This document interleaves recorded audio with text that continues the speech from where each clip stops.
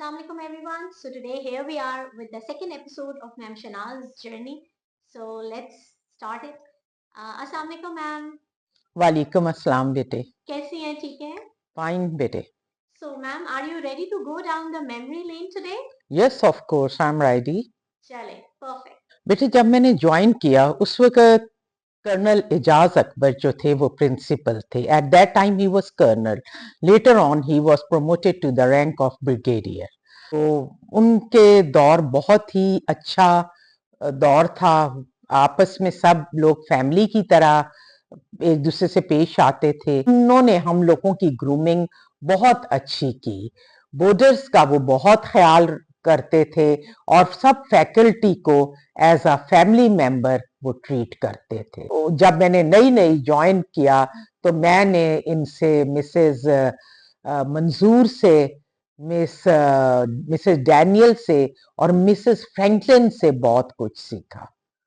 Later on फिर मैंने Mrs Zulqarnain ने मेरी ग्रूमिंग की, मिस परवीन इब्राहिम से मैंने बहुत कुछ सीखा।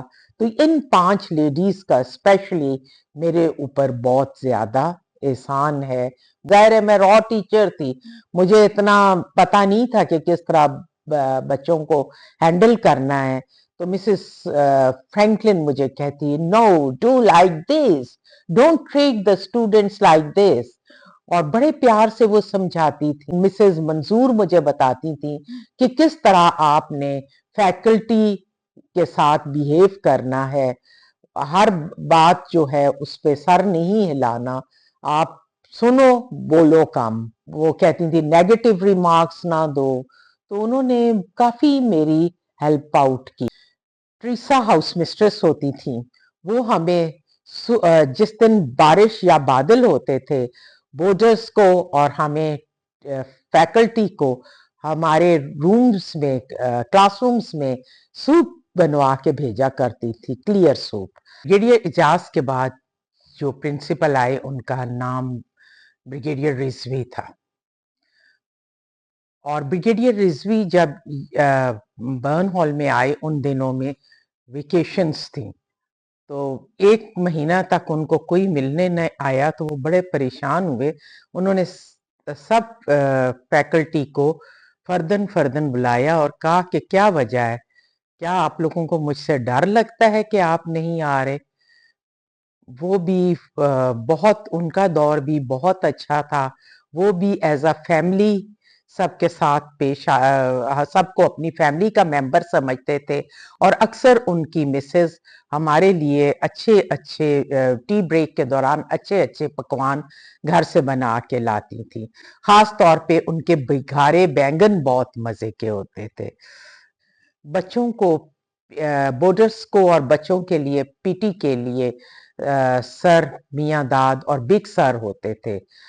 और सर यूसुफ को स्मॉल सर कहा जाता था, और सर जो थे, बिग सर जो थे, उनको तो मुझे नाम नहीं याद, मगर हम उसको बिग सर ही कहते थे। बच्चे उनसे बहुत डरते थे और उनका बच्चों पर बहुत रोब होता था, और बच्चों, बोर्डर्स की ग्रूमिंग में उन लोगों का बड़ा हिस्सा होता था। पेरेंट्स डे की तैयारी बड़े जोरों शोर से होती थी, और बिल्कुल ऐसे होता था कि कोई घर का फंक्शन हो रहा है, जिसमें हर फैकल्टी मेंबर, हर एक एम्प्लॉय और हर बच्चा बड़ा जोश और खरोश से हिस्सा लेता था। तो मैम यहाँ पे मैं आपसे जानना चाहूंगी कि आप मुझे बताएं, जैसे आप कह रही हैं कि आपने बोर्डर्स को भी पढ़ाया, आपने डे स्कॉलर्स को भी पढ़ाया, आपकी ज्यादा अटैचमेंट किन स्टूडेंट्स के साथ थी? बोर्डर्स के साथ, डे स्कॉलर्स के साथ? और मतलब किन बच्चों के साथ आपको ज्यादा पढ़ाने में मजा आता था? देखो बेटे, मेरे लिए तो सब बच्चे बराबर थे, चाहे वो बोर्डर्स हों, चाहे वो डे स्कॉलर्स हों, चाहे वो गर्ल्स हों, चाहे वो बॉयज हों। बोर्डर्स के पेरेंट्स यहाँ नहीं होते, और वो हम में अपनी ममता ढूंढते थे, और हम उनके साथ प्यार से पेश आते थे। तो वो बात जो है, बोर्डर्स को मुझे पढ़ा के ज्यादा मजा आता था। मैं एक और वाकया बताना चाहूंगी कि एक दफा मैं लेटर राइटिंग करवा रही थी, तो मेरे पास एक बच्चा था जिसका नाम मुझे आज तक याद है, नासिर खान, मर्दान का था। और जब मैं लेटर लिखवा रही थी, डियर मम्मी एंड डैडी, तो वो रोने शुरू हुआ, इतना ज़ारो कतार रो रहा था। मुझे समझ नहीं आई, मैंने उससे पूछा भी बुला के, उसने कुछ नहीं बताया। तो बाद में मुझे किसी ने बताया कि इसके पेरेंट्स जो हैं, इसको छोड़ने आए थे या इसको मिलने आए थे, तो रास्ते में जाते हुए उनके एक्सीडेंट हो गया था और उनकी डेथ हो गई थी।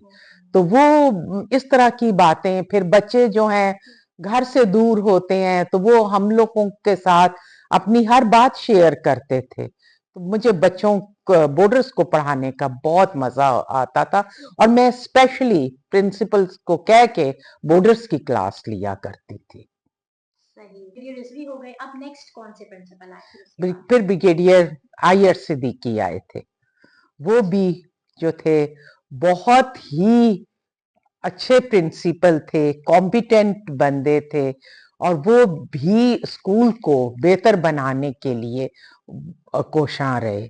जो है उनके दौर में सुबह असेंबली से पहले 5 मिनट्स के लिए सब टीचर्स और स्टूडेंट्स को जॉगिंग करनी होती थी। तो that was also a very golden period.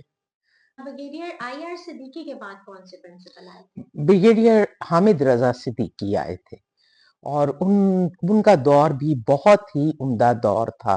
Boarding houses को अपलिफ्ट करने में उन्होंने बहुत किरदार अदा किया।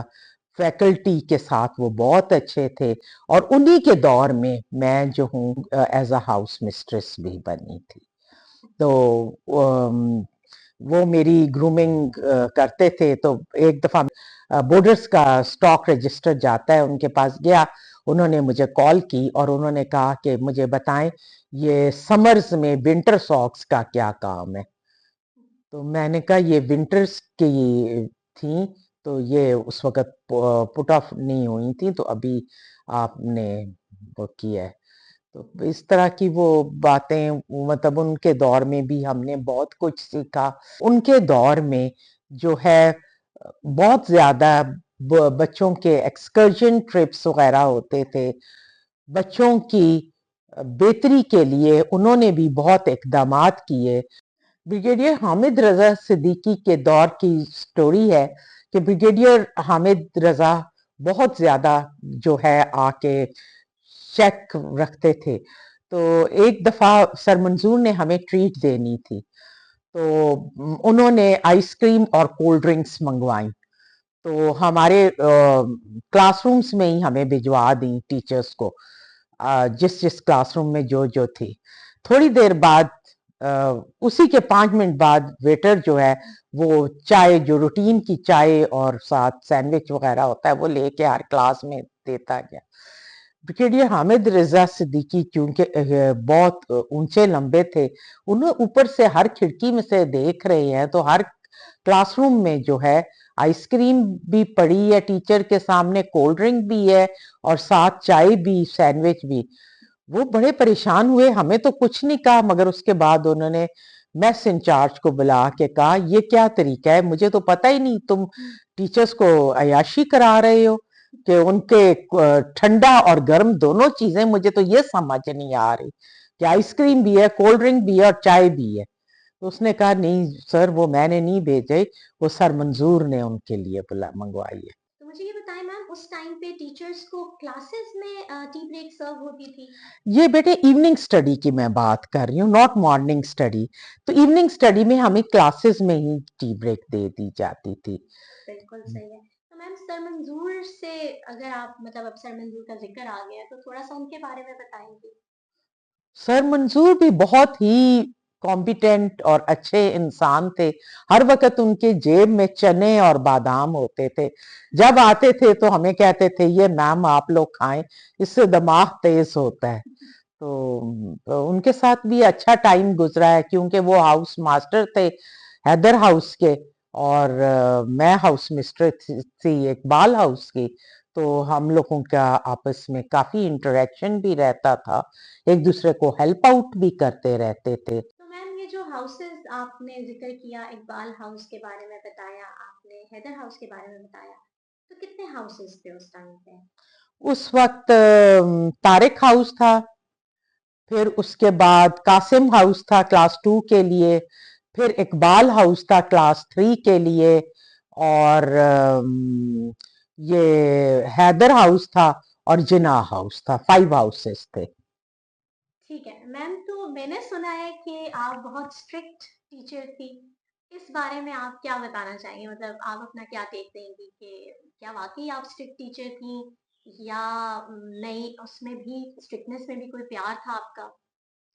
नो डाउट बेटे, मैं स्ट्रिक्ट टीचर थी, मगर वो बच्चों के भले के लिए करती थी कि अब वो अपने लेसन्स पे फोकस करे। तो बच्चों मतलब मैं कोई उनकी अगेंस्ट नहीं थी, मगर ये है कि आज वही बच्चे जो उस वक्त कहते थे मैम बहुत स्ट्रिक्ट है, और आज वही बच्चे जब मुझे बाहर मिलते हैं तो मुझे बड़े प्यार से मिलते हैं और कहते हैं मैम आज हम जो कुछ भी हैं आपकी स्ट्रिक्टनेस की वजह से है। बिल्कुल सही मैम। मैम क्योंकि उस टाइम पे जो आप लोगों का टाइम था, उस टाइम पे आई थिंक स्टूडेंट्स भी जो थे वो टीचर्स के साथ ग्रजेस नहीं रखते थे, या टीचर स्टूडेंट्स के साथ ग्रजेस नहीं रखते थे। तो वो एक टीचर स्टूडेंट बॉन्ड जो था ना, वो बहुत ही स्ट्रॉन्ग बॉन्ड होता था। उसके बाद ब्रिगेडियर खैबर जमान आए थे।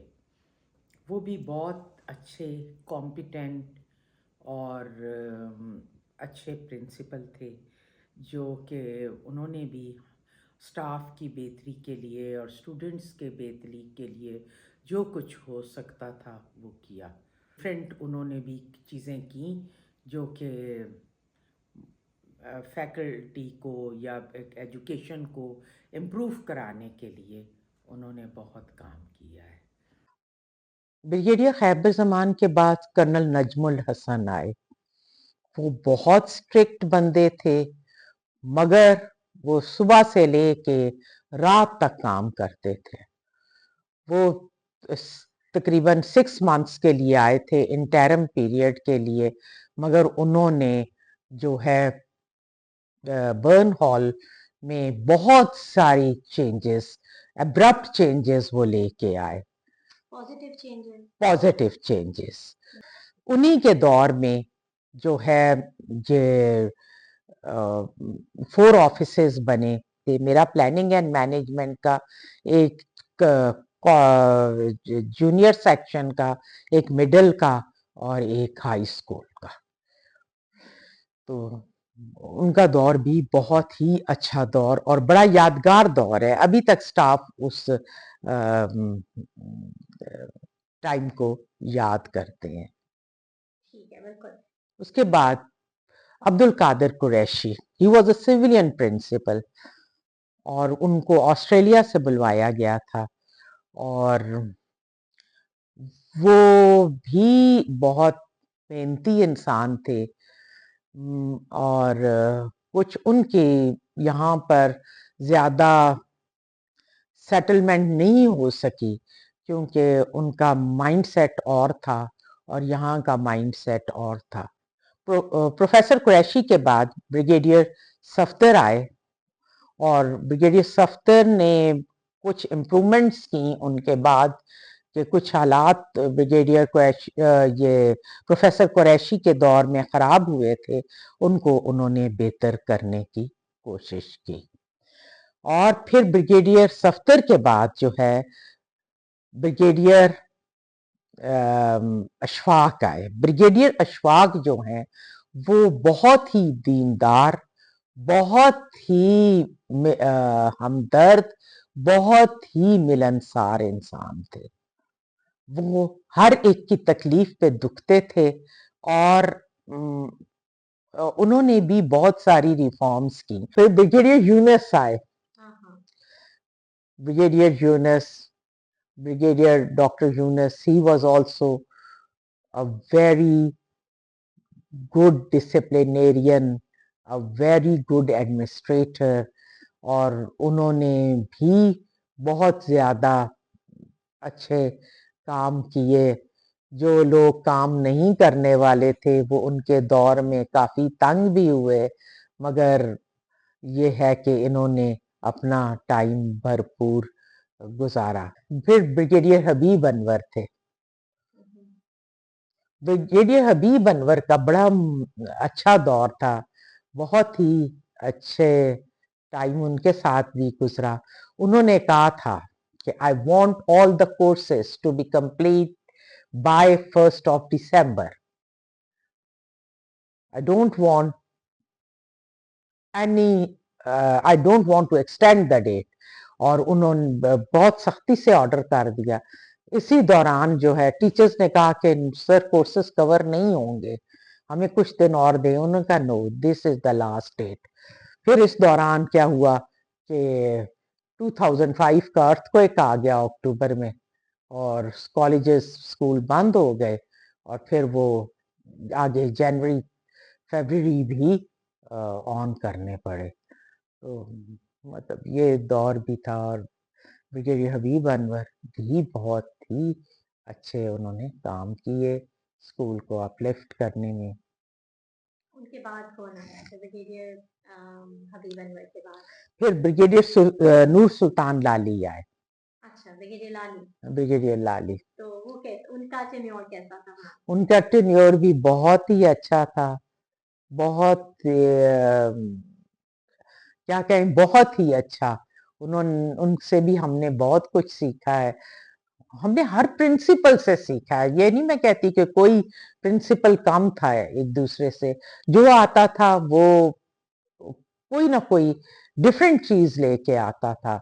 और उनके दौर में भी हम लोगों पे मतलब काफी उन्होंने रिजल्ट्स की इम्प्रूवमेंट्स पे जोर दिया। और अच्छी रिफॉर्म्स लेके आए थे।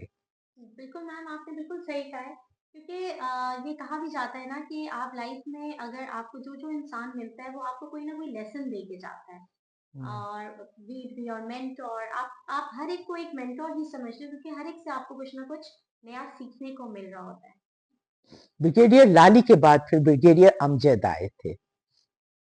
ब्रिगेडियर अमजद भी बहुत कॉम्पिटेंट, बहुत काबिल और बहुत अच्छे इंसान थे। ये बर्न हॉल बॉयज कॉलेज में थे, एजुकेट। एजुटेंट इंस्ट्रक्टर थे। इंस्ट्रक्ट उधर से फिर ये सीनियर इंस्ट्रक्टर थे, वहां से यहाँ पर आए थे। और इनका दौर भी बहुत अच्छा रहा। इन्होंने भी स्टाफ के लिए बहुत कुछ किया।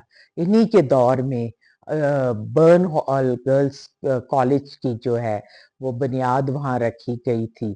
और कॉलेज भी, गर्ल्स कॉलेज जो है वो नड़िया कैंपस में शिफ्ट हुआ। तो ये सेरा भी इनके सर जाता है। ये रातों तक उस बिल्डिंग को सुपरवाइज करते थे, जाते थे, देखते थे। ये और एडम ऑफिसर मेजर शफीक और जनरल राहील और उनकी मिसेस अक्सर वहाँ पर कोई ना कोई चेंजेस लाने के लिए आए हुए होते थे। कि वो अक्सर अचानक आ जाते थे कि ये होना चाहिए, यूं होना चाहिए।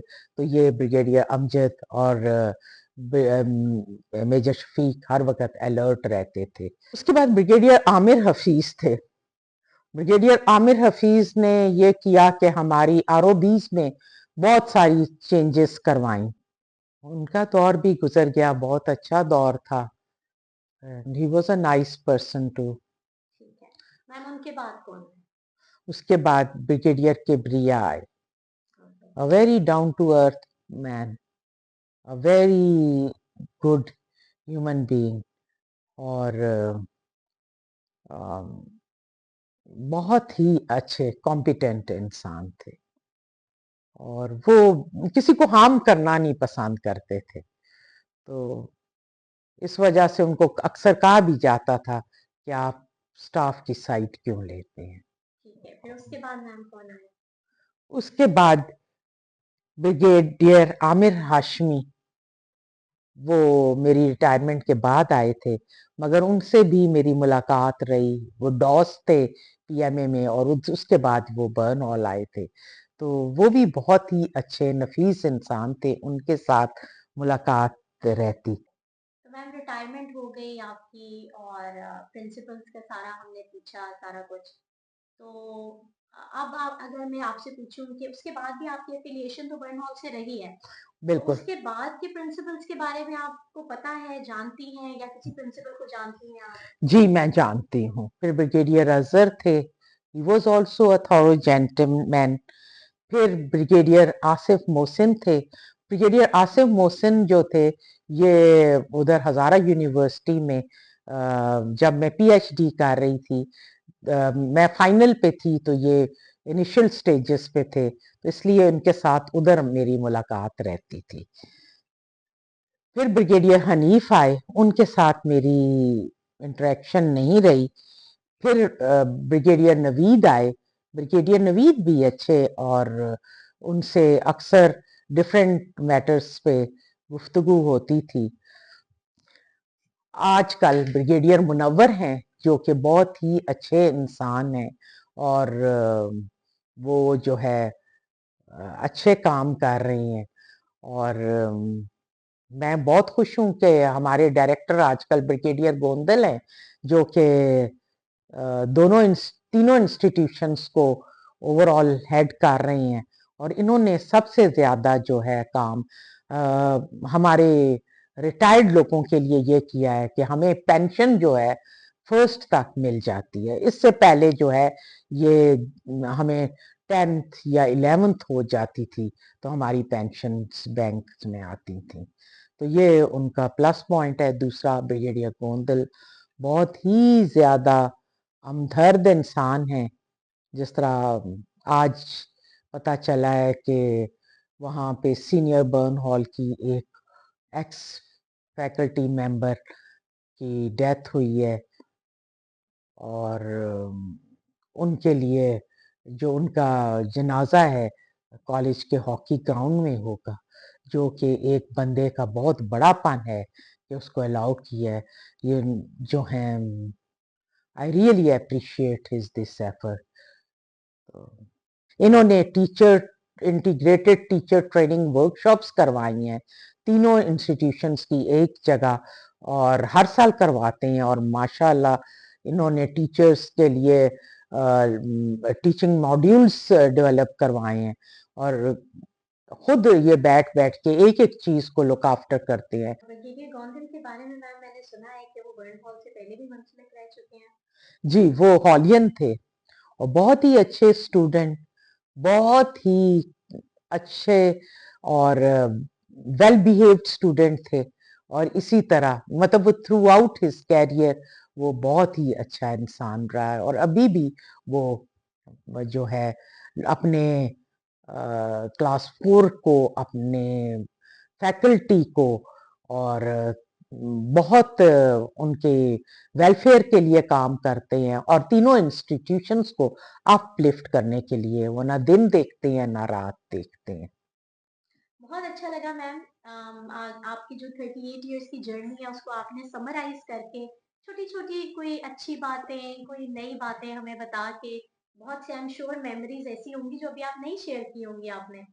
तो thank you so much for giving us time. और बिफोर टेकिंग लीव आप कुछ कहना चाहेंगी?